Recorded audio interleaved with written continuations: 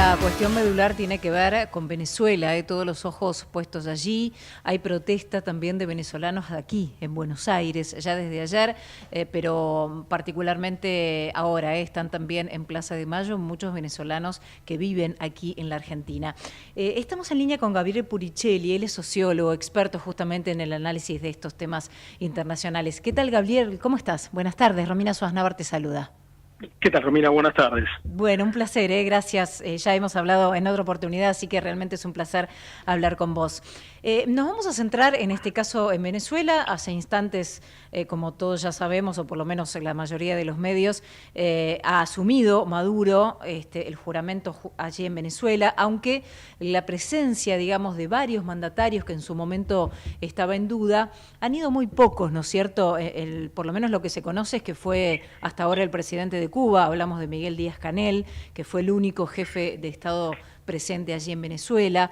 Este es el tercer mandato, Gabriel, consecutivo de Maduro, que va a gobernar entonces hasta el 2031.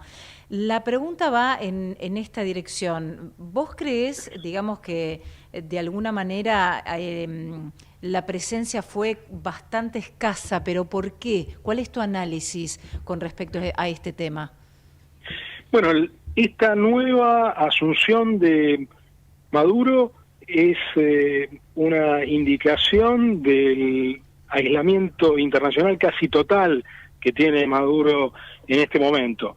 Después de unas elecciones el 28 de julio del año pasado, en las que las autoridades electorales no mostraron un solo documento para justificar el conteo de votos, donde se planteó que los resultados se demoraban porque un hacker de Macedonia del Norte había impedido seguir con el recuento. Bueno, la credibilidad del régimen de Maduro, que ya tenía un comportamiento autoritario desde antes, cayó en picada. Y esta ausencia clamorosa de líderes políticos de América Latina y del mundo en su asunción, bueno, son, como decía al principio, una indicación clarísima de un régimen que hoy está aislado internacionalmente y al que le quedan básicamente dos amigos en América Latina, el régimen nicaragüense y el régimen cubano, que tienen en común con Venezuela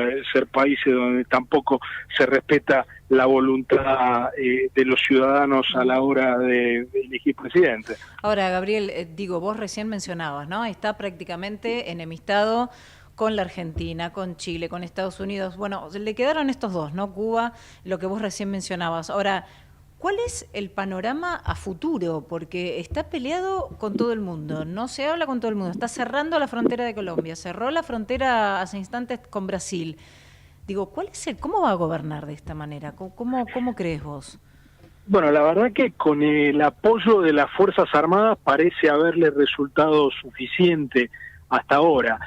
Eso y, por supuesto, la propia oposición a Maduro, cuando publicó las actas del 85% de los lugares de votación, indicaba que Maduro había perdido claramente las elecciones de manera clamorosa, pero había contado con el apoyo, según estas actas, del 30% de la población. Es decir, el apoyo de las Fuerzas Armadas y de una minoría muy significativa de la población son dos puntos de apoyo para el régimen que hasta ahora le han alcanzado para sobrevivir, y sobrevivir incluso a condiciones económicas mucho peores que las que se viven hoy, porque el gobierno de Maduro, con toda su retórica antiimperialista y supuestamente de izquierda, ha adoptado en política económica un giro muy fuerte hacia políticas neoliberales, implementando una dolarización de la economía que hizo caer mucho la inflación. Entonces esto es otro factor que hay que computar en su favor, ¿no? Es un gobierno que efectivamente no representa a la mayoría de los venezolanos, pero tiene el apoyo de una minoría importante de las Fuerzas Armadas y ha logrado controlar la inflación. Estos son factores que se combinan junto por supuesto con la represión despiadada de la oposición para sostenerlo en el gobierno. Cuando digo represión despiadada le pongo un número. Foro Penal, que es una de las ONG de derechos humanos más importantes de Venezuela, indicó hace pocos días que en las cárceles venezolanas en este momento hay cerca de 1.800 prisioneros políticos. Mira, eso es un número muy grande. Ahora, a ver, Gabriel, por el otro lado, recién hacíamos el análisis sobre todo de Latinoamérica, pero pensaba en los Estados Unidos, ¿no? Digo, ¿qué puede pasar? Hoy Biden, que es el actual presidente todavía, antes de que asuma Donald Trump, dijo que, bueno, la elección en Venezuela claramente fue fraudulenta. Estados Unidos lo que hizo fue elevar también a $25 millones la recompensa, ¿no?, por Maduro.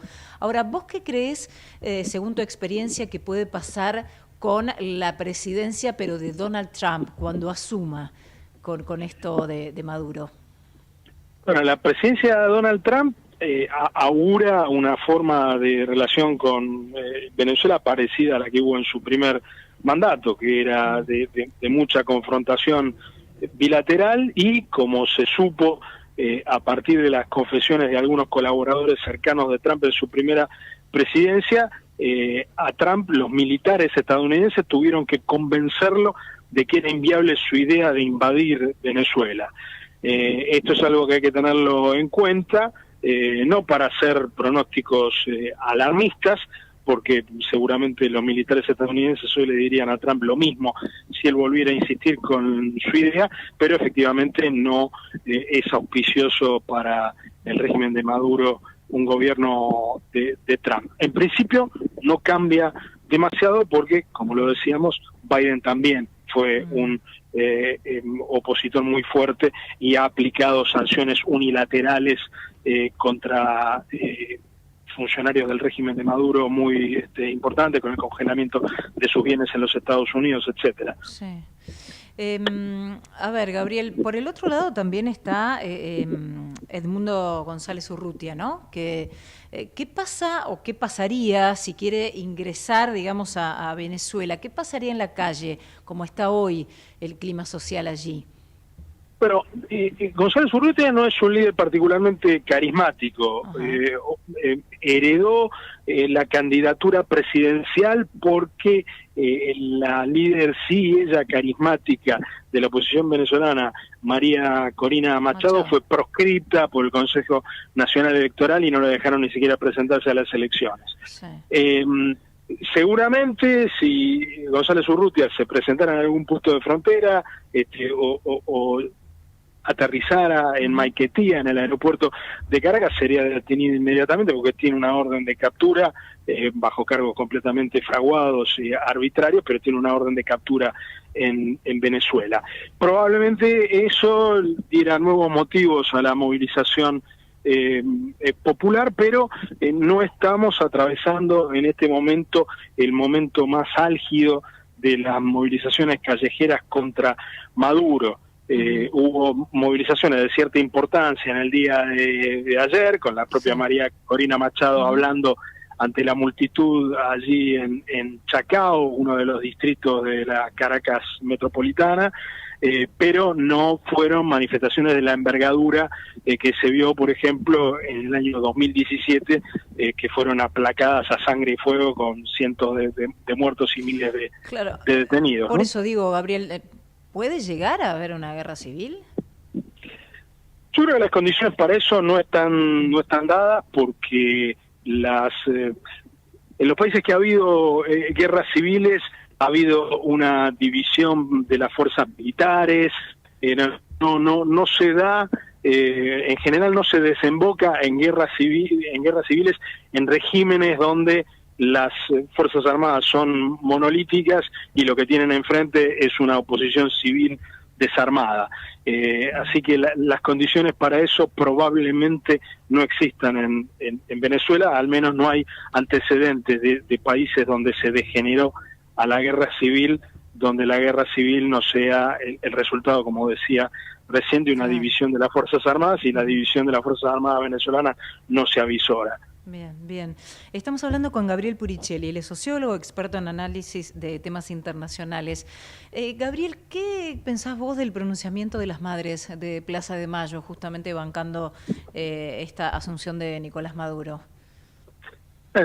Tengo una opinión ahí personal, me sacás un poco del análisis internacional. Sí. Yo personalmente considero que el régimen es un régimen dictatorial, y que no hay ningún motivo para apoyarlo, ¿no? Que un sector de la Madre de Plaza de Mayo, porque esto sí es importante decirlo, no son las Madres de Plaza de Mayo, sino que es un sector probablemente minoritario de la Madre de Plaza de Mayo que expresa esta opinión, y bueno, efectivamente es una opinión de la que yo estoy a muchísima distancia. Bien, ¿y crees, digamos, porque hasta Cristina Fernández de Kirchner, ¿no?, dijo inclusive que muestren las actas y demás? Así es. Ahora, ¿no es llamativo el silencio también de los K en este caso? Bueno, creo que justamente la declaración que vos mencionás probablemente sea suficientemente fuerte, ¿no? Y es indicativa del nivel de aislamiento que tiene en este momento Maduro, porque en el caso de Argentina no es solo que el gobierno de Javier Milei lo denuncia, sino que no tiene ningún actor significativo de la política argentina ninguna clase de apoyo. Y si fuéramos a mirar país por país en América Latina, nos encontraríamos con situaciones parecidas, ¿no? El gobierno no ha sido reconocido prácticamente por ningún país de la región, no lo han reconocido ninguno de sus dos principales vecinos, no está reconocido por Brasil, no está reconocido por Colombia, no ha sido reconocido por México, y aquí en el Cono Sur, además de Javier Milei, el presidente Gabriel Boric y el presidente electo de Uruguay, Yamandu Orsi, dos figuras importantísimas de la izquierda, han calificado de dictadura el gobierno de Maduro, con lo cual el aislamiento es total, pero ese es un factor que probablemente no sea decisivo, sino que lo decisivo sean las condiciones domésticas de Venezuela para terminar de definir la suerte del régimen de Maduro. Bien, bien, Gabriel. Y digo, en medio de lo que está pasando en la con la asunción de Maduro, te quería preguntar qué pasa a todo esto con el gendarme, ¿no? Con Nahuel Gallo, que ya cumplió prácticamente un mes allí. Bueno, ahí hay una situación de prácticamente un secuestro de un ciudadano extranjero, con ciudadano nuestro en este caso. Lo que parece haber ahí es alguna forma de emulación de Maduro a cosas que hace más o menos habitualmente la Federación Rusa bajo Putin, ¿no? Que es provocar algunas detenciones arbitrarias que le permitan después alguna forma de intercambio, ¿no? Los rusos hacen esto habitualmente para obtener la liberación de espías detenidos en Estados Unidos. Bueno, parece que Maduro en este caso estuviera adoptando una política similar, ¿no? Sí. Esperemos que entre en razones antes de profundizar este conflicto que involucra no solo a la Argentina, sino que termina involucrando también a Brasil, porque Argentina rompió relaciones diplomáticas con el régimen de Maduro, con Venezuela, y el país que representa los intereses argentinos en Venezuela en este momento es Brasil. Claro. Con lo cual, la defensa de Nahuel Gallo como caso consular que implica su detención, en definitiva es una responsabilidad que tienen las autoridades consulares brasileñas en Caracas, con lo cual es realmente disparatado, por supuesto, no solo violatorio del derecho internacional y de los derechos humanos esta detención, sino que provoca un conflicto diplomático que puede involucrar a más países que la Argentina.